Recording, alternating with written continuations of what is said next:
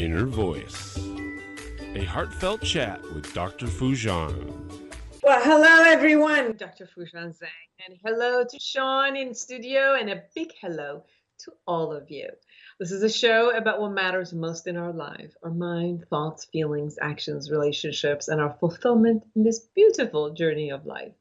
And Ms. Shaw will share with you the tip of the week. I will share with you my declaration and how it was last year and what I'm declaring for next year. And I want to hear yours, declaring the best of you. And I will share the latest research about 6 ways that the scientists say you can reboot your brain after a hard year of COVID-19. Then I'll bring you Peter Ruppert. He's the founder and the CEO of iEducation Group, which operates over 75 fusion and future academics for grades 6 to 12 in one student, one teacher classroom environments. That is amazing. But today, we'll actually be talking about his latest book, Limitless, 9 Steps to Launch Your One Extraordinary Life. I'd love to hear from you. Connect with me through my website, foojan.com, and follow my social media and message me with your comments and topics of interest, and especially questions, because in the Ask Me segments, I want to answer any question that you have. But first, here's the tip of the week.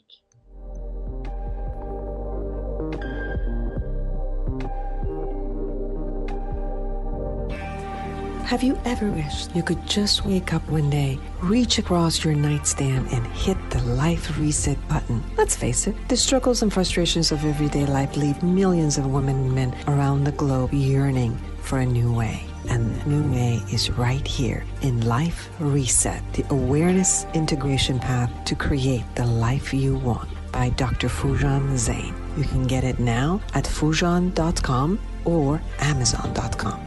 Life Reset, the awareness integration path to create the life you want. You deserve it.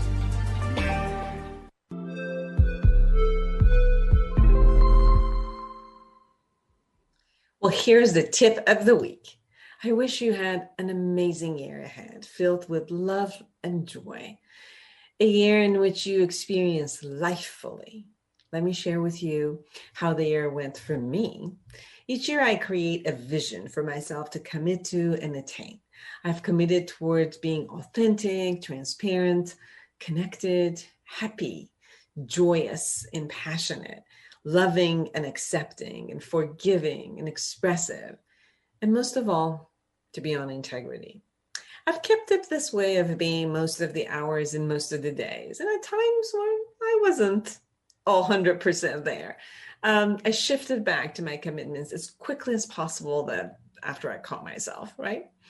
This year has been an interesting one, with the COVID-19 creating more opportunity for me to actually see clients and even socialize online.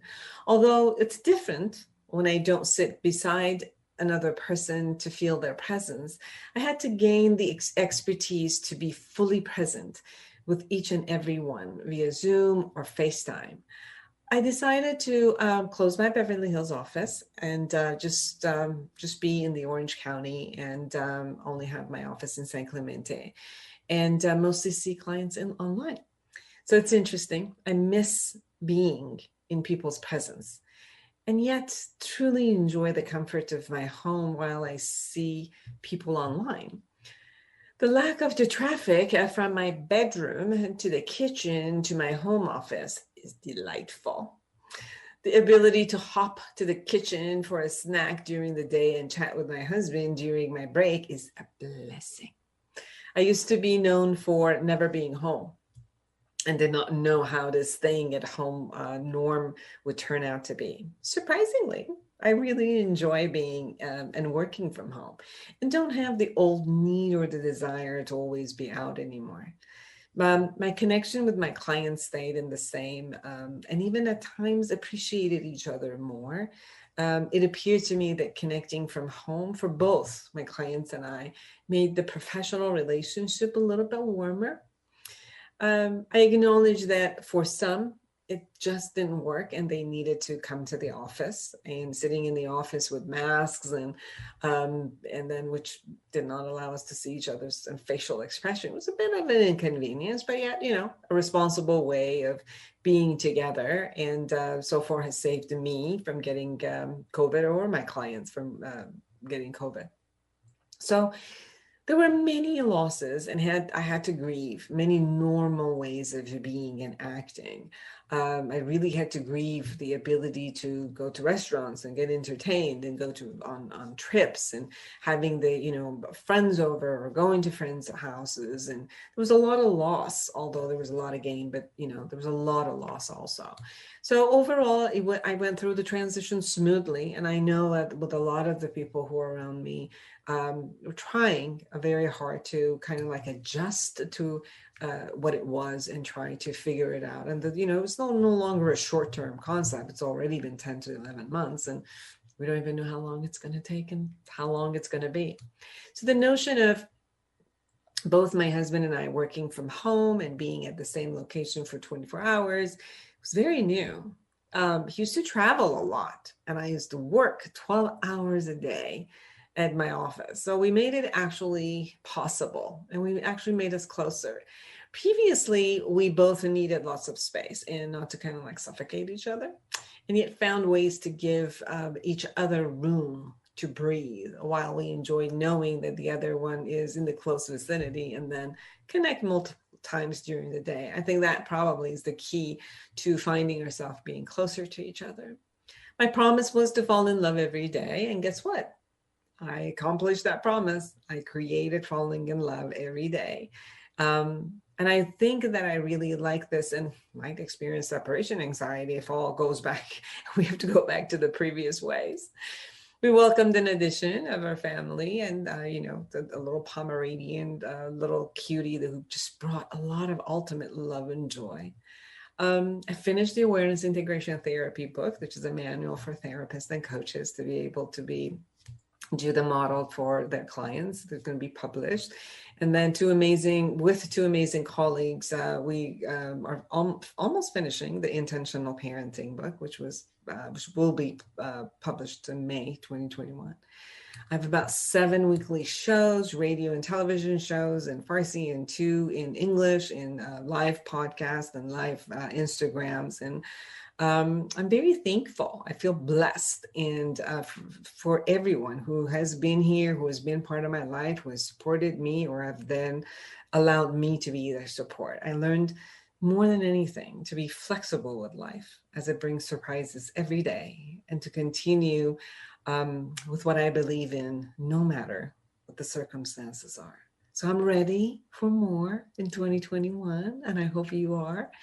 Teaching the awareness integration model in hopefully Cal State Long Beach, conducting multiple research with children, childcare, schools, and family therapies, and the creation of an app for the awareness integration model so everybody can access it through their phone, and facilitating online workshops and for public, and then courses for therapists. I'm on a roll, I'm telling you, and I'm excited.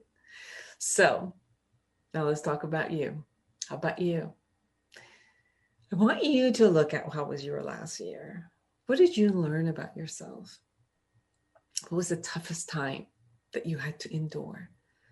What were the ways that you were flexible, and you had to be flexible, or you chose to be flexible? What were all the achievements in different areas of your life? What were some of the areas that you actually, it was new to you, and this whole time allowed you to actually look at that?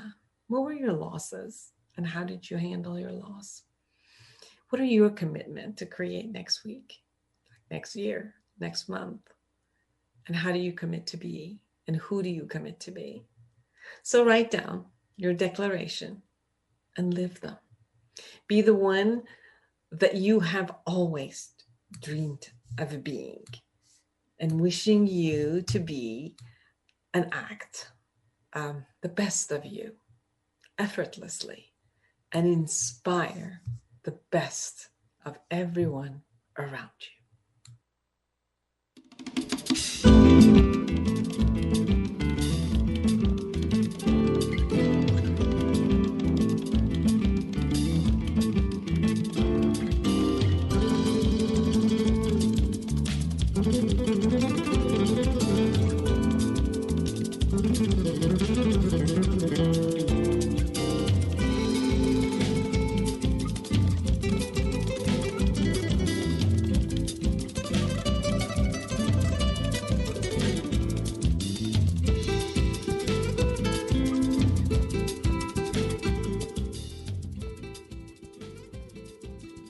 This is the latest research.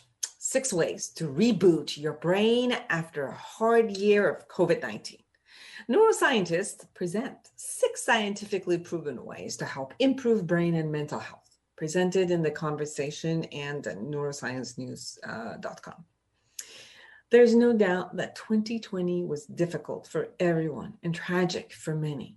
But now vaccines against COVID-19 are finally being administered, giving a much needed hope of the return to normality and a happy 2021.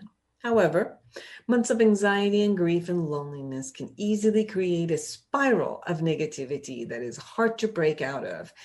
That's because chronic stress changes the brain. And sometimes when we're low, we have no interest in doing the things that could actually make us feel better. So to enjoy our lives in the 2021, we need to snap out of destructive habits and get our energy levels back. In some cases, that may initially mean forcing yourself to do things that will gradually make you feel better. If you're experiencing more severe symptoms, however, you may want to speak to a professional about therapy or medication. Here are 6 evidence-based ways to change your brain for the better. 1, be kind and helpful. Kindness, altruism, and empathy can affect the brain. One study showed that making a charitable donation activated the brain's reward system in a similar way to actually receiving money. This also applies to helping others who have been wronged. Volunteering can also give a sense of meaning in life, promoting happiness, health, and well-being. Other adults who volunteer regularly also exhibit greater life satisfaction and reduce depression and anxiety. In short, making others happy is a great way to make yourself happy.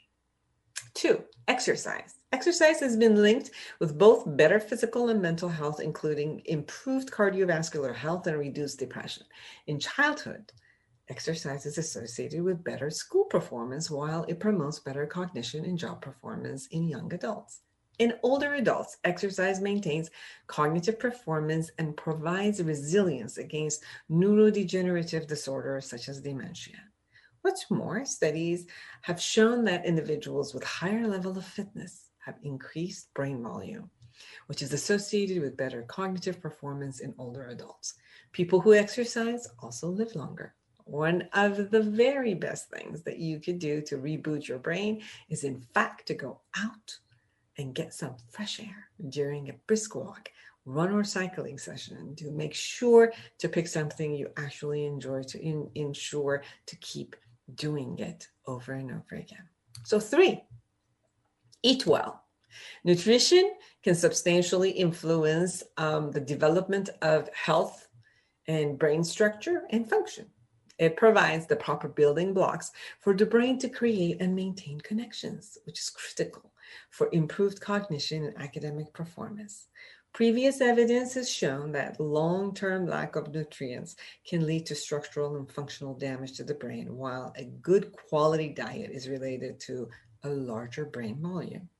One study of 20,000 participants from UK showed that a higher intake of cereal was associated with long-term beneficial effects of increased volume of gray matter. Hey, cereal, good.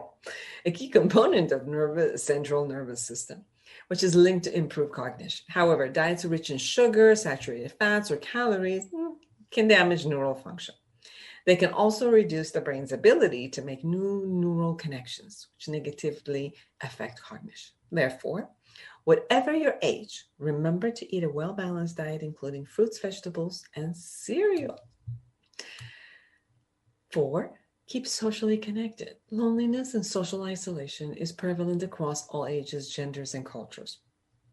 Further elevated by the COVID-19 pandemic, robust scientific evidence has indicated that social isolation is detrimental to physical, cognitive, and mental health.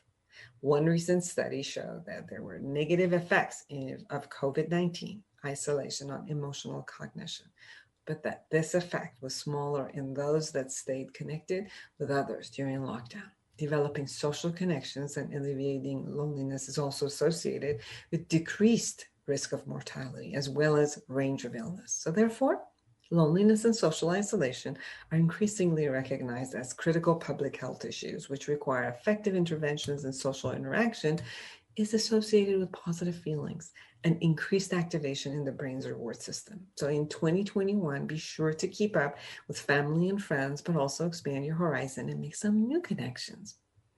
5, learn something new. The brain changes during critical periods of development, but it's also a lifelong process. Novel experiences, such as learning new skills, can modify both brain function and the underlying brain structure. For example, juggling has been shown to increase white matter, tissue composed of nerve fibers, structures in the brain associated with visuomotor performance.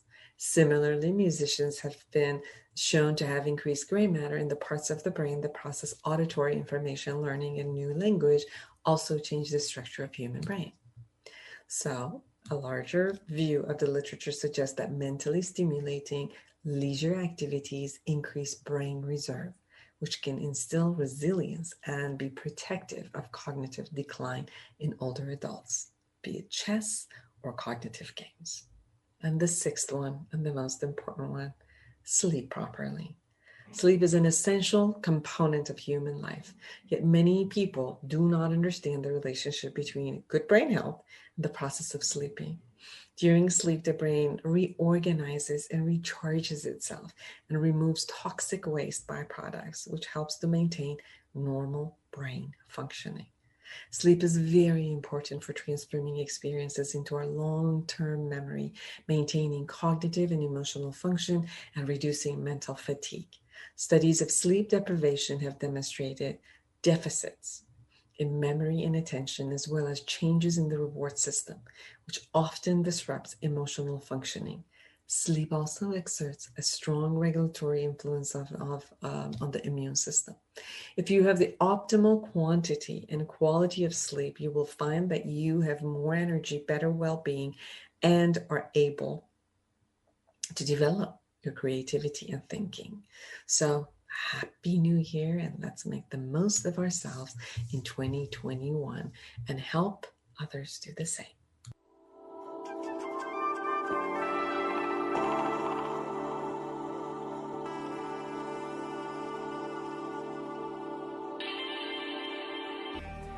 Have you ever wished you could just wake up one day, reach across your nightstand, and hit the life reset button? Let's face it, the struggles and frustrations of everyday life leave millions of women and men around the globe yearning for a new way. And the new way is right here in Life Reset, the awareness integration path to create the life you want, by Dr. Foojan Zeine. You can get it now at foojan.com or amazon.com. Life Reset, the awareness integration path to create the life you want. You deserve it.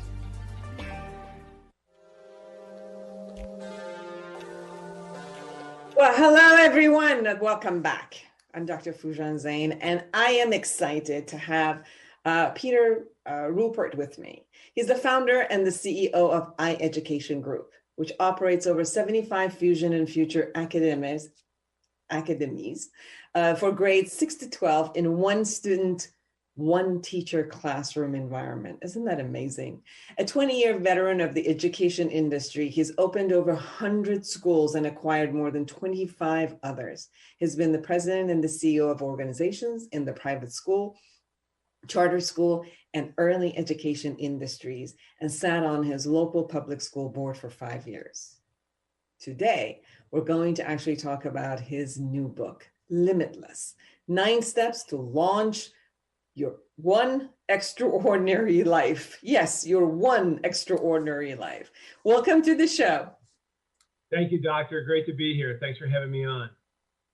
I went through your book, and first of all, I just want to say that I was really excited about hearing your school. So if you don't mind, I really want our audience to know about your school first, because I think it's fantastic for people to have the ability, especially for the ones who can't adjust to the system that's out there for their school. But we've seen more than the past 10 months or 11 months because of the COVID, how much this concept of online school, how much this concept of one-on-one, connection that a teacher and a student can have is so important. So can you talk a little bit about that before we get to your book, Limitless? Sure, absolutely. So our company is called Foojan Education Group, and we have, as you mentioned earlier, a little over 75 schools, physical schools across the country under the Foojan Academy umbrella or the Futures Academy umbrella, including many, many in the California area. And we also recently launched, right before COVID was coming on board, we were fortunate in our timing, a virtual school. And so now we're providing one-on-one education where our teachers can really be not just educators, but mentors as much as they can be teachers. And it helps us reach students who have struggled for lots of different reasons. But oftentimes, as we all know, there are social or emotional challenges that students are facing that end up impacting their ability to be successful academically. And so both our physical schools and our virtual schools are set up in a way that it's a one-to-one environment where every class is taught one teacher, one student. Now you have different teachers for each subject. You might have a history teacher and a math teacher, et cetera. But it's all about that complete customization of the educational experience where teachers can, like I said, be mentors for the students as much as they can be educators so that they really can reach these students in 6th through 12th grade and deliver life-changing results in many cases.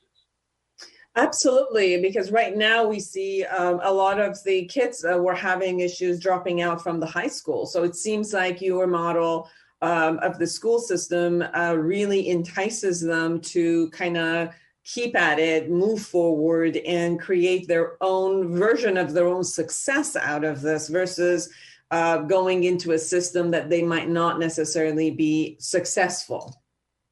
No doubt. And that's the beauty of the customization we can provide, because so often students feel like they're just a cog in the wheel and they don't really understand what it all means and how all these different subjects kind of tie together. But when our teachers have that chance to be working with a student one-to-one, they can customize to particular subjects, oftentimes around the passions and interests of a student, and help bring subjects like science and math to life when it relates closely to some of their hobbies and interests. And we've seen that's just a powerful recipe to really get students engaged, get them back on track, and with the mentoring on top of it, just enable them to really have much better success. How can they find your school? You can find us at FoojanAcademy.com or futures.edu are the two websites we can access. Wonderful. Now, let's talk about your latest book, Limitless, 9 Steps to Launch Your One Extraordinary Life. So you start with the most important aspect, which I know as a therapist, which is winning the battle in your head. You talk about reframing the negative to the positive and toward a growth mindset. You share about choosing positivity, and then you go through systematic, step by step, which I really like. Your book is great in a way that people can, it's simply written specifically and then gives you a list and then gives you a homework and gives you also share about you and your ups and downs and how you could have looked at it. And then, depending on how you would perceive it and put a meaning toward it, it would either, kind of like put you down or move you forward. Can you share a bit about that, please? Yeah, absolutely. Well, my objective in writing the book was thinking back to when I was in my 20s and 30s and quote unquote trying to figure it all out. And so many younger folks today are in that same situation. And for me, I would often look at a successful person and say, oh my gosh, well, that person has always been successful. They never had the challenges that I face or others have faced.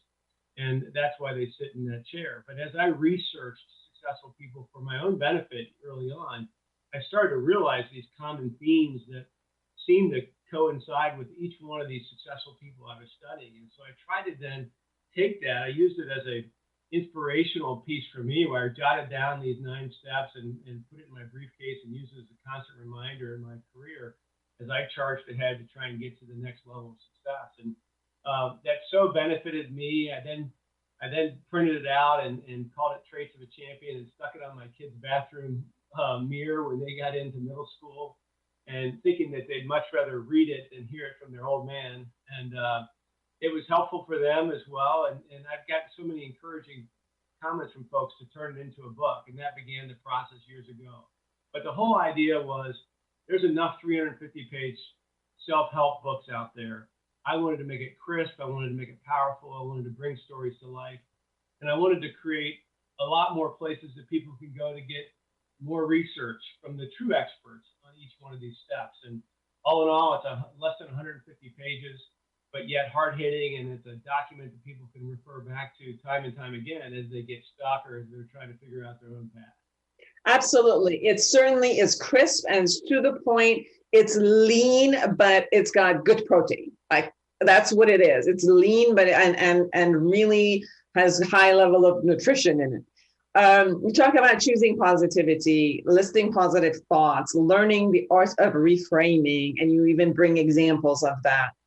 Realizing, this one I love, is realizing that you're not alone, because sometimes, this illusion that we're alone and this is only happening to me and poor me, and the victimization really gets us and holds us back. You talk about not letting the past define us, and then this other one that I really loved was dwelling on your daily activities, because sometimes when we, throughout the day, at the end of the night, when we're looking at it, sometimes our brain goes into, oh, this didn't work out, or I shouldn't have that, or this person did this to me, or I don't like this. But then, the concept of training ourselves to look at every single, day and looking at, there were 10 things that didn't work out, but look at all the things that it worked out. Look at all the things that I did. And I think that's so important from the reframing factor. Yeah, there's no doubt about it. And some people grow up in really difficult circumstances, right? Where they're told by their parents or told by their friends or told by peers in school that how they're not good enough and how they stink or how they're ugly or will never be successful. And we start to internalize those thoughts. And the reality is so many successful people, huge successes, well beyond what I've ever done or anything like that, had those same kind of experiences and they found their way around it. I think it starts with realizing that what's happened in the past, what other people have told you, don't have to be fact about your future. But if we don't break away from the past, if we don't break away from that negativity, we start to believe that. And the power of that book, that first step is winning the battle in your head, is about the negative and positive conversations you have with yourself. And the folks who become successful find a way to get that positive conversation with themselves, that boosting spirit to help carry them away. And those little tips I talk about in the book, writing down your daily victories, even when they're small, reminding yourselves of all the things you've accomplished, and building on those is how we win. Because that's how we overcome the negative noise that we all have in our heads every day. Yes. Then you also talk about find and follow your passion. We talk a lot about, how when you got to do what you got to do, and then there's a pathway that, okay, everybody's got to go through this, then sometimes we blend in but lose ourselves. And I'm sure that you also see this in the children that in your school, that somehow if they can find their own passion in something, even in learning, like passion in learning gets them to move forward, even with the toughest subject, because none of us really all liked, all subjects in school. We just kind of like have to bear and go through it because we've got to. But there are things that we're passionate about, and you talk about how to create and find, and then as you find it, then follow and kind of like live your passion. Share about that, please. Sure, absolutely. And what I differentiate is I don't think any of us has one passion, right? And sometimes people make the mistake of finding and following your only passion. And for instance, when I was a kid, I was a sports junkie, right? And I could have said, well, my passion is sports, and I'm going to spend all my energy chasing some kind of a sports dream in and around that industry. Well, I quickly, as I got to be an adult, realized that to get into that business, even if you're not an athlete, but to get into that business is very, very tough. And so all of us have to think about how our passions can change over time And we need to look deep in ourselves to see what skills do I have? What are things that are interesting me? What kind of research do I do to get me jazzed up? Because at the end of the day, to be successful, you've got to be jazzed up about what you're chasing. And I encourage folks to really think about what are the strengths that they have? What are those skills that they can really leverage? And then finding ways to leverage those skills in any kind of career path that they might pursue. And like I said, your passions may change. The important one is find one and go all in, because it's a combination of being passionate about something and willing to do the hard work. And the passion is nothing but the gasoline that fuels the hard work to help you ultimately achieve your dream. But you also say clarity starts with taking action and not just thinking about it. And it is so true, because sometimes when we have a clear vision, like whether it's the passion or is the goal or the vision that we have, yes, that's important to create the clarity there. But many times when we actually try to put that vision into work and take the action on it, then we see there's so many other aspects of it which we haven't really cleared. I know I do a lot of international speaking and, in conferences, and as long as it's only in my head, it sounds so good. And then the minute I start practicing and I start talking, I'm like, oh, what did I just say? Because what is in our thoughts and action coming out and actually doing something makes it into a concrete level that you can observe and you can adjust and you can evaluate, versus only being as a thinking process. And you also share that success brings opportunities, and in action and in those opportunities, also you can find your passion. So it doesn't have to always just sit. I'm not going to move until I find my passion. Sometimes you need to move, and then within that movement, you actually find your passion. No doubt about it. And that is just so true, is that you can't sit around and wait for your passion to come to you, because it's out there. You just have to try different things, and you have to get involved and really dig deeper, and eventually it'll come forth. And it's oftentimes built on some skill or some capability we have, and putting those into action is where we're going to really get jazzed up about, gosh, look what I can accomplish when I leverage these ideas and I build it around the vision of what I want to become. So, but you're right. So many folks have these visions dancing around in their head, and it goes back and forth, only to be replaced by the next great vision that pops in their head, or the next great passion. And too often we lose any chance of pursuing our dreams because it never gets out of our head. In fact, even today, I tell my kids when they tell me, oh, I want to go do this and I want to go do that, and I say, well, have you written it down? And it drives them crazy, but I've learned so much over the years that until you write some kind of dream down, it's just a dream that's going to drift away until you take the time to write it down with specificity and really kind of describe what your life will look like when you get to that vision, when you follow that passion. And that'll help your mind get set around that. And it's amazing how the mind works, how it helps you kind of charge toward that even subliminally when you don't even realize it's happening. Right. It's interesting, you said in your book, dream big, then make it bigger. Say a bit about that. Could you share about, like, okay, look at the dream and seeing your vision and dream. Does it excite you? Do you feel energized when you think about it? Do you know why you want to achieve it so badly? And then write it down and then make it bigger. So how come you do big and then make it bigger? Well, my whole point on that is I believe that we're all kind of limited by our intuitive sense, the paradigm we live in about what is possible in our day-to-day lives. And so I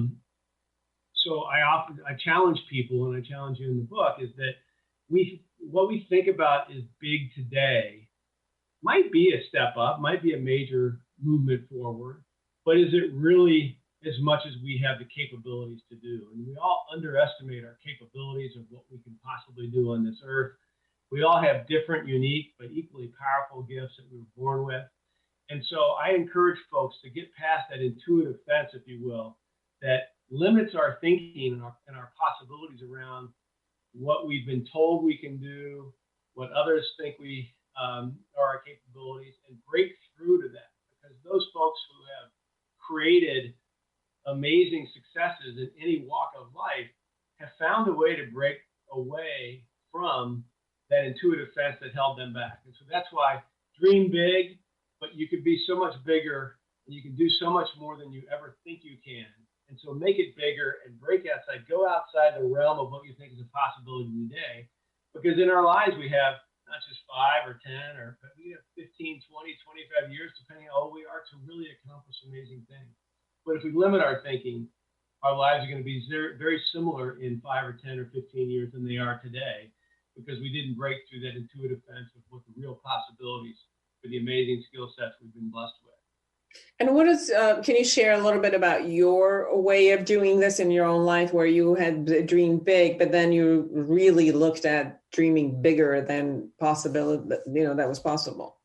Yeah, again, one of my learnings along the way, and I actually mentioned this as a resource in the back of that chapter where I have the things that you talked about, Doctor.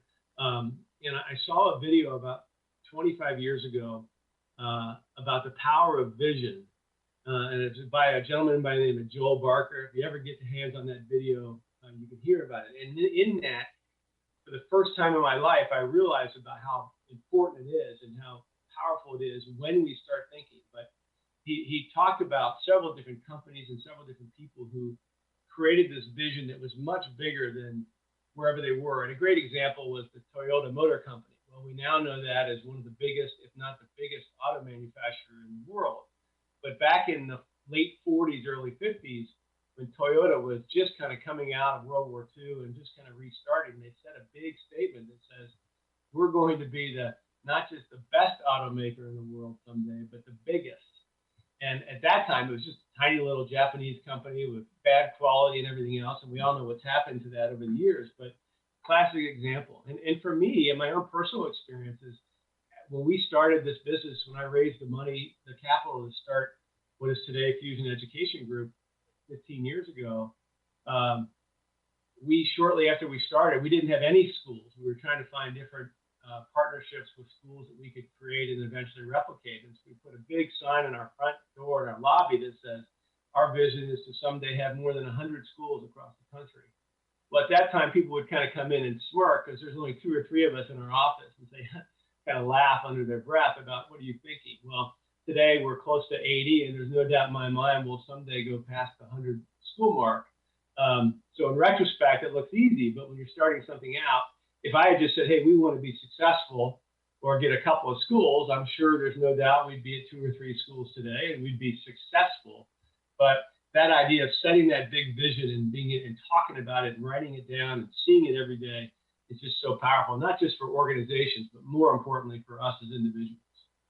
Yes, no, I really get that. I remember when I created my model awareness integration, it was more between me and my clients, just experiencing whatever all the models that I had experienced with my clients, and then bringing it in, setting it up in the model, and then suddenly one of my friends who's her education is in early childhood. And we were sitting down and I said, people usually go back like they're 25, 30. They've built all of their belief systems. They've created everything. And then they look back and they got to clean up. And some of what the model does is cleaning up. And I said, I wish that, children could have this tool where they could, they don't have to handle all these traumas and emotions, which, holds them down, and they get caught in these belief systems, which they can't. I wish we could create a proactive system that goes, from up front. And she says, this is what I want to do. I want to create a daycare, and let's do your model in the daycare. And we've done 6 years already, and we've done amazing research. And it seems like, wow, when you bring something, and then from there, we did a study in Cal State Long Beach with the students, and then amazing results of minimizing 68% of depression. As the college students have the highest level of depression and suicide right up freshmen coming up. So it was like suddenly, talking to another group took it to a whole different level, which then became an educational model also, not only a psychotherapy model, not a clinical model, but now it's like then the self-help model, then an educational model.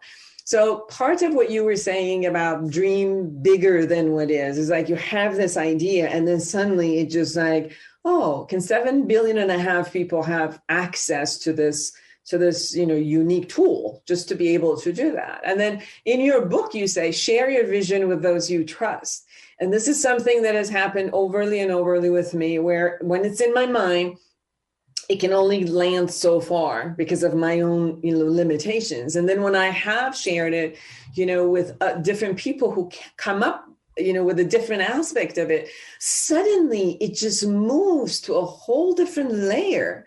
Not only that it comes out of my mouth and creates existence, suddenly it just takes its own kind of lever. And I'm hearing the same thing as, you have an idea about schools should be another way. And you've been in the school system for so many years, but then coming up with ideas with other people. And then suddenly it just moves beyond just what you had a vision of.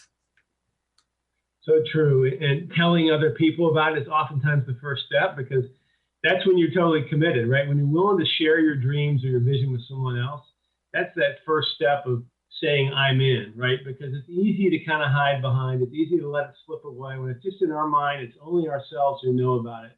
We've got the positive voice and the negative voice telling us we can or can't do it, but we don't go past that sphere.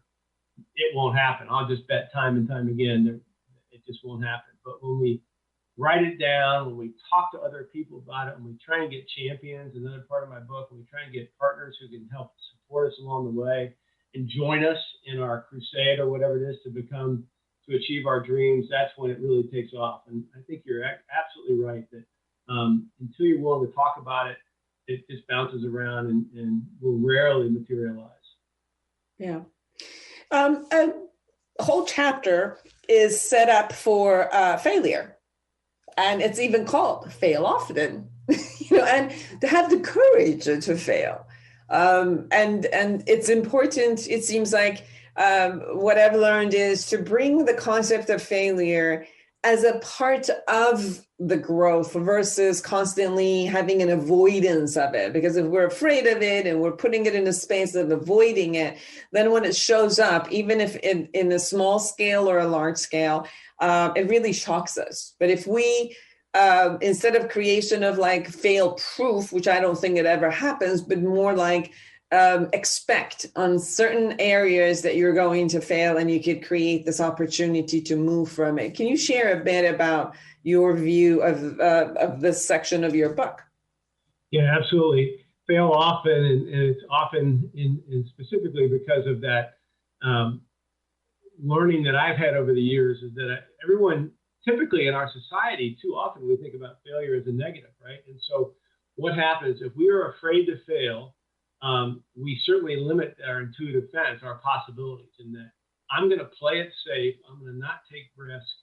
I'm not going to push myself in order not to fail. And those are all the things you have to do if you want to achieve substantial success in whatever it is that your dreams are and that you're pursuing. And so that idea of the best learning we ever get is when we fail by doing something.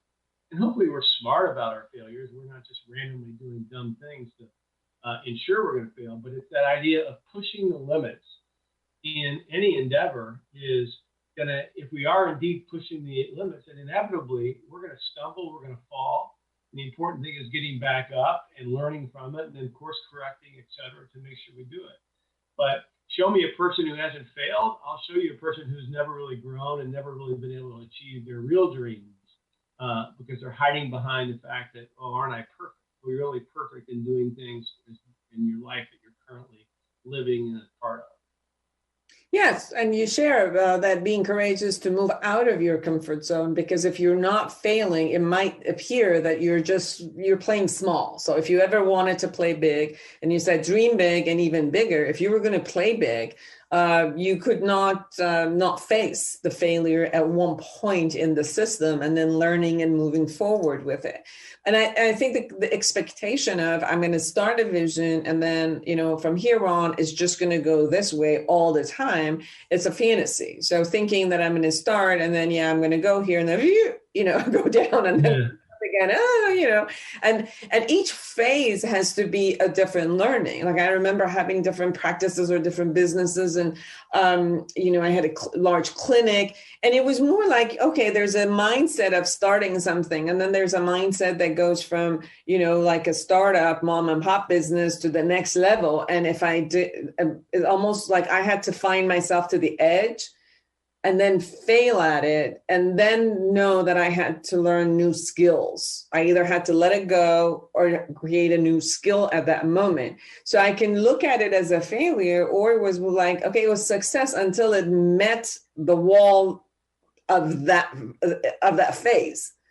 And then, the same skill was not gonna just pull through for the next level. Right. So I had to face the wall, and sometimes like smash it with my nose, and now what do I do? Like, do I say goodbye to it, or do I actually learn the next level of skill to move forward? And I'm sure you've had that with your businesses, moving forward and going from one level to the next level. Yeah, there's no doubt about it. And I mean, that's exactly right. In my history, just a year after I started this business, this organization, one of our two investors that represented 50% of the financial backing we had pulled out because they didn't believe we had the right strategy. They didn't think we were going in the right direction, and they weren't confident we would ultimately be a success. So, wow, I mean, it would have been easy to fold up the tent then and say, okay, we're not going to be good enough.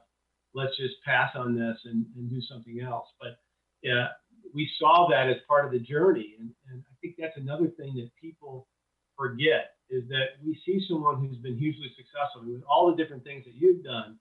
Dr. Zeine, you started as just a normal person way back when, and you've constantly, I'm sure, had a number of failures along the way. But too often we see some successful person and we think, again, oh my gosh, weren't they lucky? Didn't they have all the skills?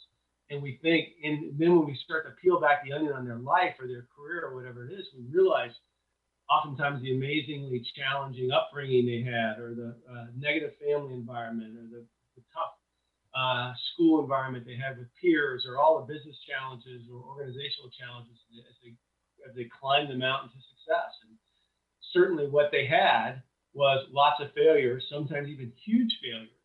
But the ability to keep that in perspective and to keep their eye on that big vision that we talked about earlier, that they were going to find a way. And so they got back up, they course corrected, they found another route up the mountain, and voila, we see them today saying, oh my gosh, what an amazing success. But if we were there on the journey with them the whole time, we would see time and time again where they hit failures, both big and small, but we had that mindset on the big prize and the vision, and then recourse corrected accordingly.